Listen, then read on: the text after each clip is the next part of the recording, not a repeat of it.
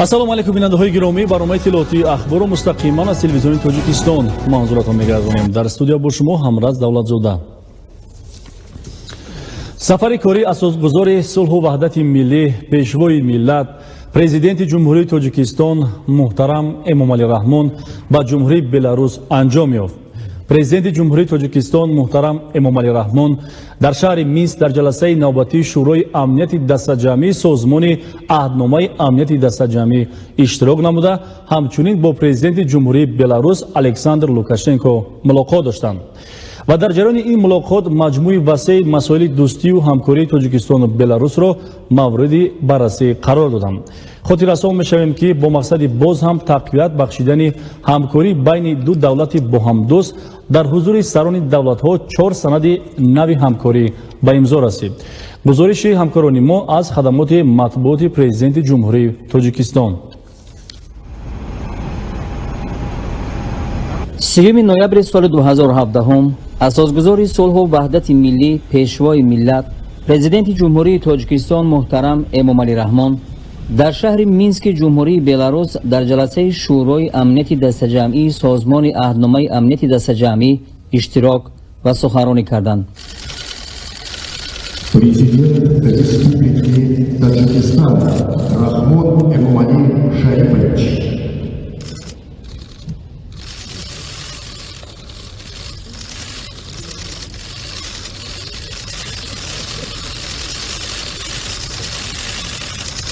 дар кори ҷаласа президенти ҷумҳурии Тоҷикистон муҳтарам Эмомалӣ Раҳмон, президенти Федератсияи Русия Владимир Путин, президенти Арманистон Серж Сарксян, президенти ҷумҳурии Беларус Александр Лукашенко, президенти ҷумҳурии Қирғизистон Сооронбой Жээнбеков ва президенти ҷумҳурии Қазоқистон Нурсултон Назарбоев иштирок карданд. махсус дар мулоқоти хосаи сарони давлатҳои аъзои созмони аҳдномаи амнияти дастаҷамъӣ баъди баррасии вазъияти кунунии минтақа ва ҷаҳон, самтҳои асосии фаъолияти созмон ва ҳамкорӣ дар соҳаҳои мухталифи таъмини амнияти кафолати мамлакатҳои аъзои созмон, инчунин дигар масъалаҳои рӯзномаи маҷлис муайян карда шуданд. зимни суханронии президенти ҷумҳурии Тоҷикистон муҳтарам Эмомалӣ Раҳмон таваҷҷӯҳи иштирокчиёни ҷаласаро ба мушкилоти сайёра, таҳдидҳои глобалӣ ва минтақавӣ ба амнияти кишварҳои аъзо ва зарурати андешидани тадбирҳои муштарак ҷалб карда, иброз доштанд ки афзоиши терроризм ва экстремизм, гардиши ғайриқонунии силоҳ, маводи мухаддир ва шаклҳои дигари ҷинояткории муташаккили фаромарзӣ дар назди мо вазифаҳои навро мегузорад. президенти мамлакат муҳтарам Эмомалӣ Раҳмон зимни суханронӣ бори дигар диққати шариконро ба тақвият додани таҳкими ҳифз ва ҳимояи сарҳади байни Тоҷикистон ва Афғонистон ҳамчун марзи ҷанубии кишварҳои аъзои созмони аҳдномаи амнияти дастаҷамъӣ ҷалб намуданд. дар охир сарвари давлат муҳтарам Эмомалӣ Раҳмон бо итминон иброз доштанд ки нақшаи амалигардонии стратегияи амнияти дастаҷамъӣ то соли 2025 ва қарорҳои имрӯз қабулшуда дар ҳалли масъалаҳои хеле душвор барои таъмини амнияти дастаҷамъии давлатҳои аъзои созмон ҳиссагузор хоҳад буд. дар охири кори ҷаласаи навбатии баёнияи муштараки сарони давлатҳои аъзои созмони аҳдномаи амнияти дастаҷамъӣ доир ба 25-солагии аҳдномаи амнияти дастаҷамъӣ ва 15-солагии таъсисёбии созмони аҳдномаи амнияти дастаҷамъӣ қабул гардид.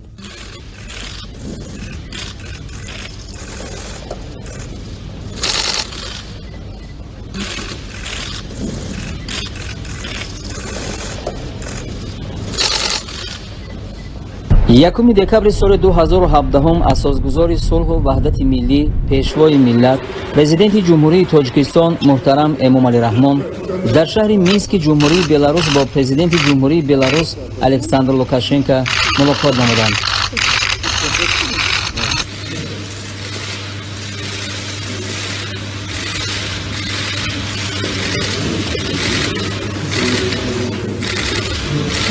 Позвольте мне уже сегодня официально приветствовать вас как главу родного нам дружественного Таджикистана.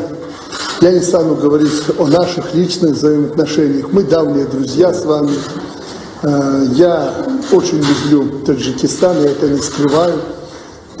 Я был у вас на родине, я видел ваше село, я видел ваше производство и алюминиевый мощный комбинат и сельское хозяйство. Я видел ваши горы, летал над ними. Я люблю Душанбе еще с советских времен, хотя там не бывал ни разу, но у нас очень тепло и по-хорошему говорили о столице Таджикистана тогда. И вот это все осталось, это уже база для впечатлений, когда я стал президентом, и когда первый раз прилетел в вашу прекрасную столицу. Мне очень нравится Душанбе и само название, и звучание мелодичное этого города. Я люблю ваши горы, я бывал вместе с вами в горах, я видел эти реки, и хоть у вас сейчас, как вы сказали, маловодье и не хватает дождей, у нас, правда, с излишком, готовы поделиться. Тем не менее, это прекрасные, красивые горные речки. Я в мире везде уже, наверное, побывал, но такой красоты я не видел. Я хотел бы, чтобы искренне, хотел бы, чтобы наши с вами были отношения таджикского народа и белорусского точно такими красивыми. Вы знаете, я много думал о том, вот в каком направлении нам дальше развиваться и действовать. Сегодня у вас ситуация улучшилась еще и потому, что вы наладили блестящие отношения с своими соседями, особенно с Узбекистаном. Уже нет тех проблем, которые когда-то были, особенно по транзиту, передвижению. По крайней мере, они снимаются. И мне кажется, что нам надо придумать что-то такое, что стало бы настоящим фундаментом наших отношений. Это экономика, конечно. Что касается политики, дипломатии, ну, знаете, ближе, чем вы, мне трудно найти человека, и трудно найти государство, с которым мы всегда договаривались. Ваш один звонок, рекомендация, просьба, мы всегда исполняем. Если я вас попрошу, вы всегда до мелочей щепетильны и пунктуальны. Поэтому, ну что тут говорить, дай Бог, чтобы у нас такие отношения складывались со всеми. А вообще я вас поздравляю, нутром чую, вот давно не был в Таджикистане, что вы начали подниматься после того кризиса, который нас всех охватил, и в связи с санкциями против России, все-таки зависимость приличная, вы начинаете подниматься. И не только в сельском хозяйстве, но и в промышленности. И чувствую, что и гигант ваш тоже начинает расправлять плечи. У вас опыт хороший по замене углеводородов на местное топливо, на чистую энергию. Хотел бы услышать, как это вам удалось. Вы вчера говорили, что вы фактически замещаете газ другими видами топлива, природный газ. Это очень важно для нас. Словом, я очень хочу, как весь белорусский народ, чтобы Таджикистан был крепкий. Если мы в этом можем чем-то поспособствовать вам, то после вашего этого визита в Минск вчера и сегодня, поверьте, мы многое можем сделать. Уважаемый Александр Григорьевич, рад нашей с вами сегодняшней встрече. Я полностью с вами солидарен, то, что вы сейчас выразились. Мы дорожим нашим отношениям, нашим личным отношениям и нашим отношениям между нашими народами. И в Таджикистане очень это высоко ценят. Знаете, и вас любят в Таджикистане. Всегда вас слушают через массовую информацию. То, что вы говорите, именно реализируя возможности между двумя государствами, огромный имеет потенциал. Если мы дадим поручение председателю межправкомиссии, чтобы в таком экстренном порядке, может быть, в январе, феврале провести межправкомиссию, изучать все эти детали, возможности создания совместных предприятий. барраси маҷмӯи васеи масоили дӯстӣ ва ҳамкории Тоҷикистону Беларус дар вохӯрии хосаи сарони давлатҳо оғоз гардида, дар музокирот бо иштироки ҳайатҳои васеи расмии ҳарду ҷониб идома ёфт. Президенти мамлакат муҳтарам Эмомалӣ Раҳмон аз муносибатҳои миёни ду кишвар, ки дар заминаи усулҳои пойдори дӯстӣ, шарикӣ ва ҳамкории мутақобилан судманд асос ёфта, дар самтҳои сиёсӣ, тиҷоратию иқтисодӣ, илмию техникӣ ва фарҳангу маориф рушд мекунанд, изҳори қаноатмандӣ карданд.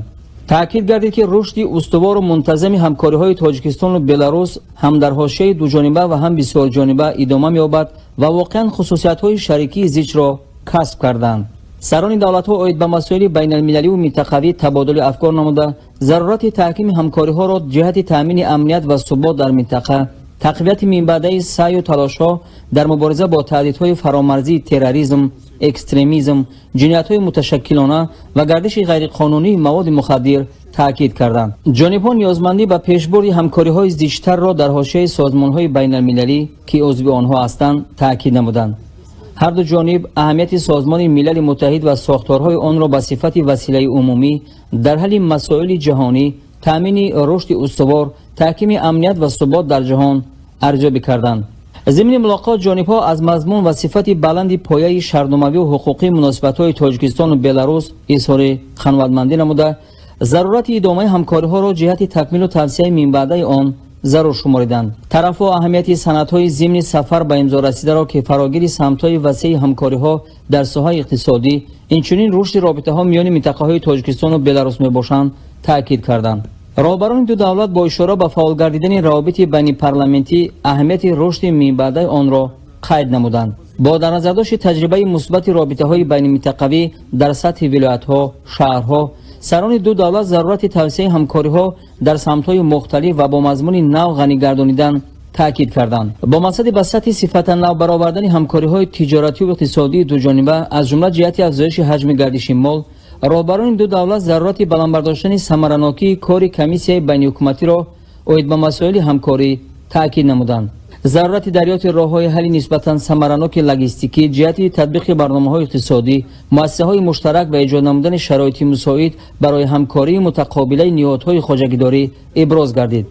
در برابر این مجموعه صنعت کشاورزی، ماشینسازی، نقلیات و انرژتیک، صنعت آذوقه و سبک به صفت عرصه‌های آینده‌دار همکاری‌های اقتصادی معین کرده شد. راهبران دو دولت توسعه همکاری‌های گومانیتری و تحکیم فضای اطلاعاتی و فرهنگی را به صفت شرط‌های مهم در حفظ و تقویت مناسبت‌های نیک تاریخی میان مردمان دو کشور ارزیابی نمودند. از برگزاری واخوری‌های منتظم دایره‌های علمی، خادمان صنعت و ادب و هنر تاجیکستان و بلاروس با خوشنودی استقبال کرده شد. جانب‌ها جهت ادامه عملیه برگزاری روزهای فرهنگ و دستگیری پیگیرانه رشد منبع‌های رابطه‌ها در ساحه‌های علم و معارف اظهار آمادگی نمودند. پرزیدنت جمهوری تاجیکستان محترم امامعلی رحمان و پرزیدنت جمهوری بلاروس الکساندر لوکاشنکو از نتیجه‌های ملاقات که در فضای عنعنوی دوستی، اعتماد کامل و همدیگر فهمی دایر گردید اظهار قناعتمندی نمودند. هر دو جانب با مقصد ادامه مکالمه فعال سیاسی، اینچنین برگزاری منتظم ملاقات‌های گوناگون سطح دو جانبه جهت بررسی و محاکمه حالات و دورنمای مناسبت‌های تاجیکستان و بلاروس به موافقه رسیدند.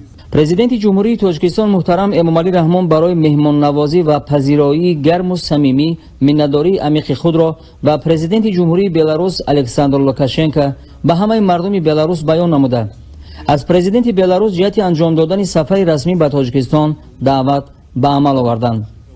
دعوت با کمال سپاس پذیرفته شد.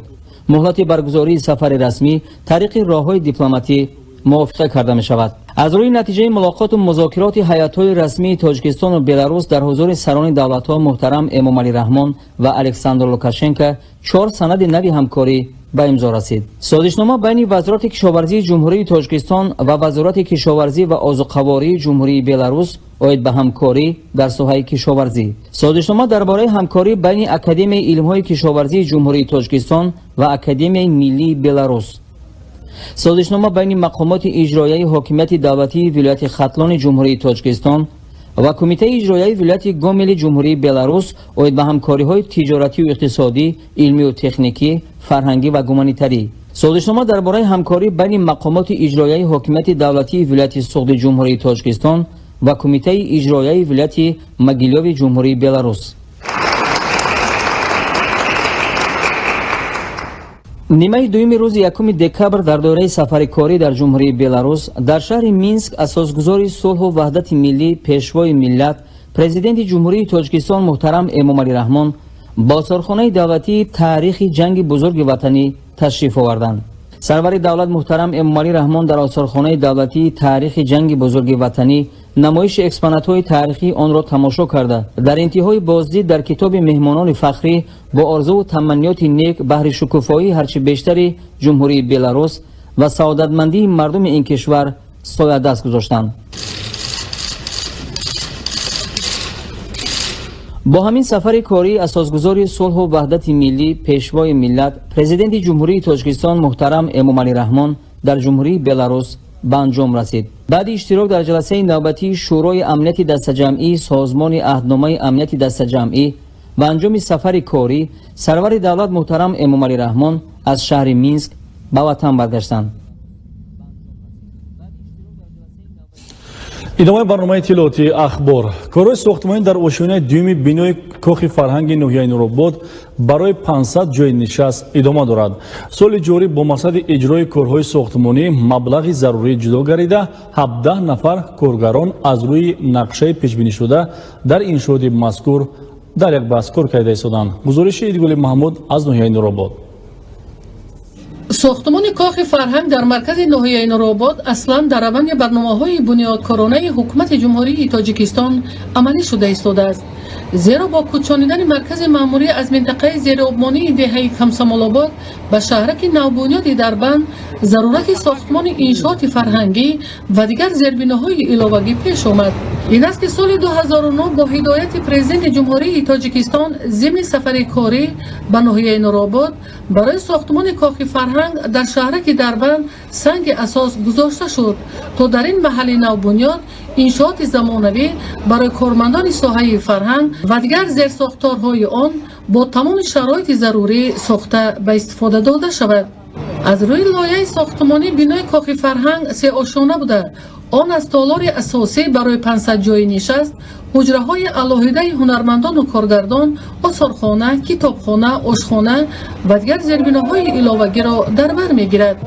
سال جاری برای ادامه کارهای ساختمانی در بینای کاخ فرهنگ شهرک دربند از حساب وزارت فرهنگ جمهوری مبلغ ضروری جدا گردیده. با استفاده آن 17 نفر بناکاران کارخانه ساختمانی پولاد در آشانه دوم انشاءات کار کرده ایستادند. با گفت مهندس کارخانه مبلغ گذاری برای بنیاد انشاءات فرهنگی وابسته به امکانات‌های موجوده از حساب وزارت فرهنگ جمهوری دوره به دوره عملی شده. تا همین دوره سال جاری با دسترس شدن پلیته‌های بتونی کارگران کارهای ساختمانی را در آشیانه دوم بنا انجام داده. در سال آینده باشد ساختمان آشیانه سیوم کاخ فرهنگ ادامه خواهد یافت.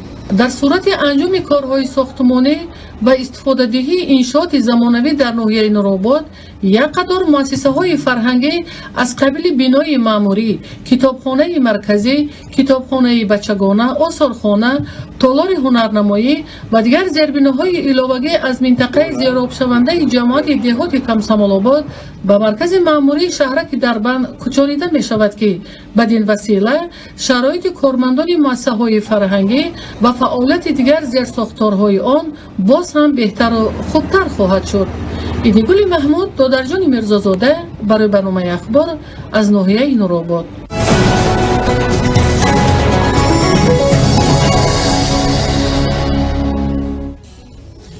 بینندگان گرامی، این بود برنامه اطلاعاتی اخبار. خانه بود و سربلند بمانید.